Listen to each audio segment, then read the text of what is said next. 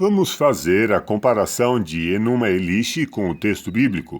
Quando no alto não se nomeava o céu e embaixo a terra não tinha nome, do oceano primordial Apsu, seu pai, e da tumultuosa Tiamat, a mãe de todos, suas águas se fundiam numa e nenhum campo estava formado, nem pântanos eram vistos, quando nenhum dos deuses tinha sido chamado à existência.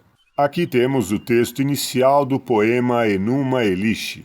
Este poema remete à criação a um relacionamento entre Apsu e Tiamat. Portanto, o sistema do poema é que necessita de um relacionamento para formar algo. Outra consideração, a existência de duas personificações primordiais. É a característica de que deuses são forças da natureza, além da ideologia politeísta. Temos posições de análise. Regra 1 é a regra de comparação.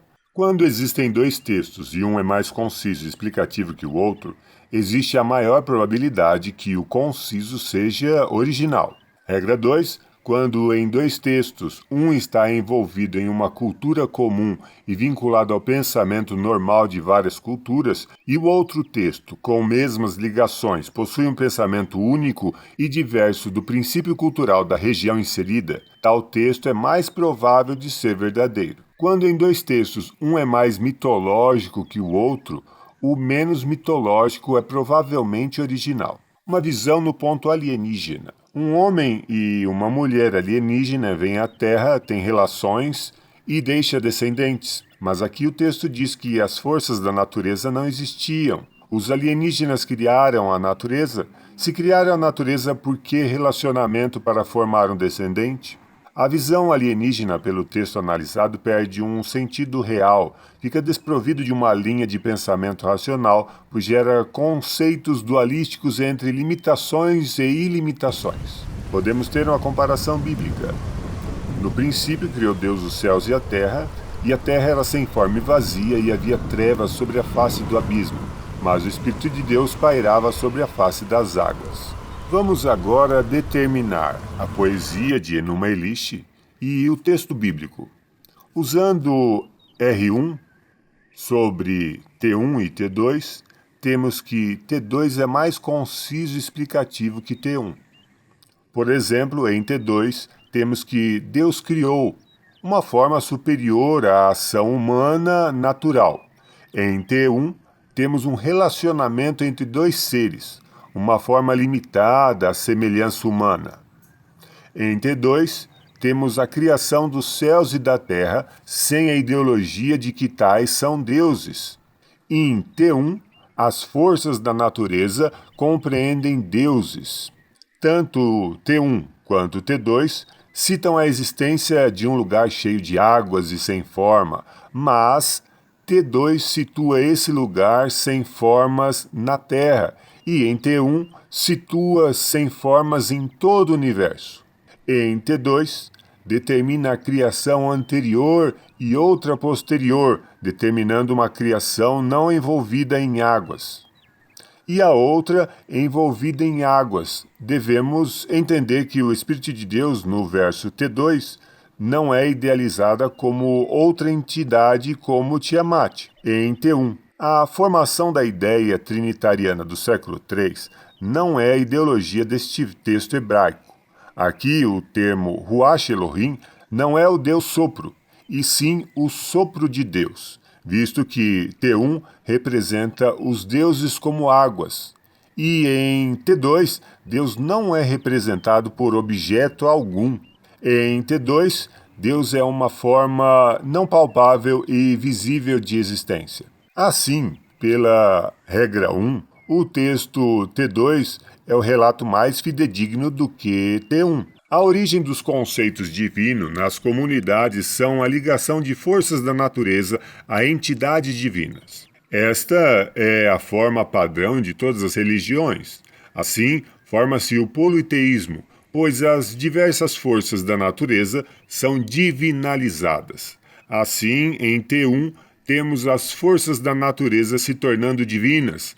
Tais conceitos são normais nas regiões próximas ou distantes da Suméria. Quando um texto é diferente culturalmente da região em que ele é lida, esta região costuma alterar seu conteúdo para adequar ao seu modo de pensar. Assim, um texto inserido em uma comunidade tende no decorrer dos anos ser alterado para adequar a essa comunidade. Assim, T1 é adequado à comunidade regional dos semitas, mas T2 não é um texto adequado à comunidade semita. Assim, T2 conseguiu se livrar mais de conceitos regionais do que T1. Em T2, temos a existência de um Deus em uma região politeísta. Encontramos ideias únicas de um Deus desvinculado das forças da natureza e vivendo fora dela. Assim, pela regra 1, o texto T2 é o relato mais fidedigno do que T1. O texto de T1 é repleto de conceitos mitológicos e referências divinas, com histórias heróicas de guerras e criações de guerras, formação de guerras épicas como Tiamat e a luta com Marduk, lutas pertinentes a ações humanas, envolvido espadas, flechas e outras coisas, de forma que armas servem para matar deuses. Assim, T1 tem muito mais mitologia do que T2. Assim, pela regra 1, o texto T2 é o relato mais fidedigno do que T1. Aqui a pergunta seria: T1 foi copiado de T2 ou T2 copiou de T1? Se lermos cuidadosamente os dois textos, vemos que nem T1 copiou de T2, nem T2 copiou de T1. O que temos é uma história inicial com dois caminhos de passagem. Imaginem a brincadeira em que uma pessoa fala em um texto, rapidamente duas filas passar a informação para a última de cada fila.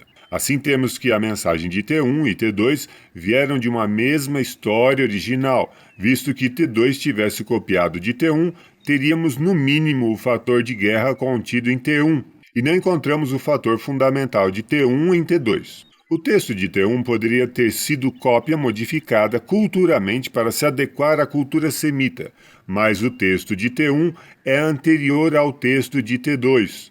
Logo, não há possibilidade de que algum dos textos tenham copiado do outro. Mas, entre os dois textos, o que mais se aproxima da história original pelas normas expostas é o texto de T2. Portanto, o texto bíblico não é cópia do texto sumério. E ainda, o texto bíblico é o que mais próximo se encontra do relato sobre a história pertinente aos dois textos. Muitas pessoas utilizam o texto de Enuma Elish para dizer que a parte inicial de Gênesis da Bíblia vem desse texto, o que não procede. Podemos ver paralelos, pois a ideologia de um Messias se faz paralela a Marduk, uma história de Messias, e o Salvador contra Tiamat. Quando lemos a Bíblia, lemos que um Messias viria para destruir a serpente. A questão é qual história messiânica é original? Marduk a matar Tiamat ou Messias a destruir a serpente?